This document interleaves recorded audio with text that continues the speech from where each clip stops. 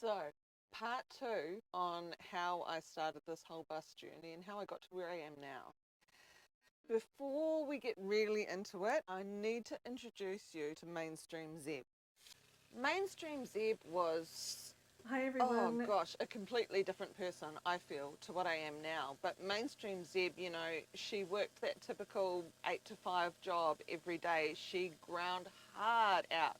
I had everything that society had taught me over the years that I needed to work towards in my life, like the 2.4 children, buy the house, get the golden retriever and the white picket fence, and yada yada yada, all the things that we are taught that we need to have in our life to be complete.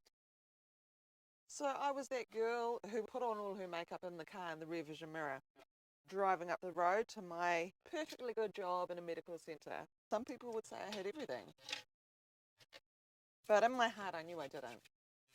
I went to the hairdresser way more often than I should have.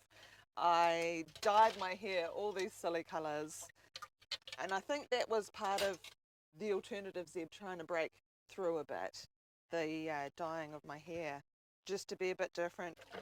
For me, there was a defining moment when I realised that the bus dream could be happening a lot sooner than I had expected. And that was when my son had moved out of home, my oldest child, and it was just me and my youngest at home, and her and I had always been so tight. She was really into travelling. She loved camping. She loved setting up tents in the bush, going on random adventures. And also at that time, I was having some issues with the curriculum that was being brought to the table through mainstream education at high school with my children.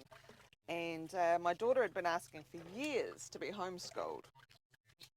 Well, my daughter had been asking for months to be homeschooled. And it was never something I'd really looked at. I'd never looked into homeschooling as an option for my children. It occurred to me that we still had the option to go travel this bus life while homeschooling. So I broached the subject to my daughter. I remember sitting at the kitchen sink writing pros and cons lists with my daughter together. We were trying to figure out if this was actually a doable idea or not. We had a lot of options on the table. We were ready to move.